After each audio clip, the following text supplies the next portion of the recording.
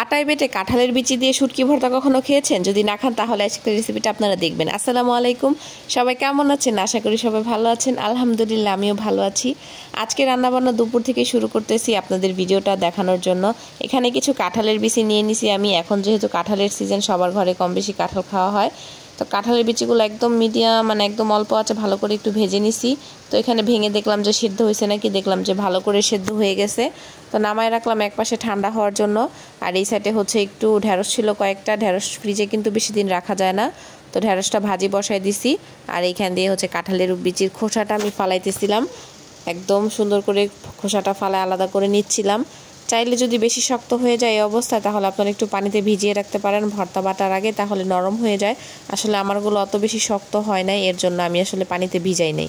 আর এই সাইড দিয়ে আমার ভাজিটাও অলমোস্ট হয়ে গেছে। কাঁঠালের বিচির ভর্তাটা আমি করব একটু পরে, তার আগে হচ্ছে আমি এখানে মাছ ভেজে নিব একটু এই তাওয়ার মধ্যে আর কি। এখানে মাছ ভেজে নিব। মাছ রান্না করার জন্য আসলে আমি কাঁঠালের বিচি নিছিলাম আজকে, কেন জানি ছিল না কিছু, তাই। তারপরে হচ্ছে মানে নসিবে যদি থাকে আপনা আপনি আসবে, একটা কথা আছে না, সেটা কিন্তু আছে। আমি তখন আমার শাশুড়ি বাসায় ছিল না, এক জায়গায় গেছিলো আমার মামি শাশুড়ির বাড়িতে। ওইখানে ওই যে গাছ টাছ লাগানো থাকে সবসময়, ওইখান থেকে আমরা সবজি খাই। তো এই তো আমি কষাইতে দিয়ে দিছি। তার হচ্ছে একটু পরেই হচ্ছে দেখলাম যে আমার শ্বশুরকে দিয়ে পাঠিয়ে দিছে কিছু লাউ শাক কেটে, মানে পরে আলামালামি কেটে দিছে আর কি। পরে হচ্ছে আমি কুচি কুচি করে কেটে তারপর হচ্ছে ধুয়ে নিছি। তো এই তো আমি ভাবছি যে একটা রান্না করব, পরে হচ্ছে আরেকটা রান্না হয়ে গেছে। তো পরে এই কাঁঠালের বিচিতে হচ্ছে জালটা আমি নিবাই দিছিলাম। পরে লাউ শাক ভালো করে ধুয়ে দিছি। এই লাউ শাক দিয়ে আসলে মাছটা রান্না করব। খেতে খুবই মজা হয়েছে, কি গাছের তাজা লাউ শাক, আর এখানে কিছু কাঁচামরিচ দিয়ে দিছি। তো এই তরকারিটা আমার কষানো অলমোস্ট হয়ে গেছে। এখন এর মধ্যে মাছগুলো দিয়ে দিব, আর খেতে ভালোই লাগছে তরকারিটা।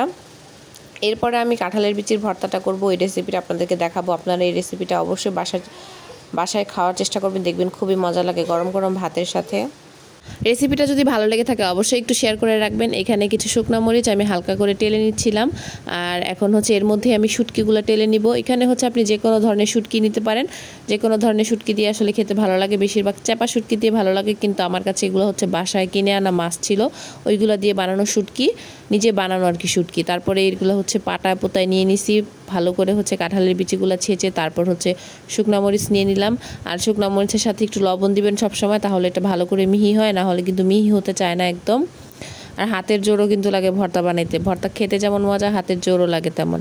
আর এরপরে হচ্ছে আমি এখানে শুটকি আর পেঁয়াজ একসাথে হালকা করে ভেজে নিছি তেলে, ওইটাও দিয়ে দিলাম।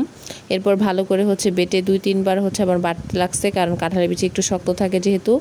আর ভালো করে হচ্ছে এইভাবে বেটে নিয়ে ভর্তাটা হচ্ছে এই যে রেডি। আজকের ভর্তার রেসিপিটা ভালো লাগলো অবশ্যই শেয়ার করে দিবেন, আমার ভিডিওটা লাইক কমেন্ট করে দিবেন, আর সবসময় পাশে থাকবেন।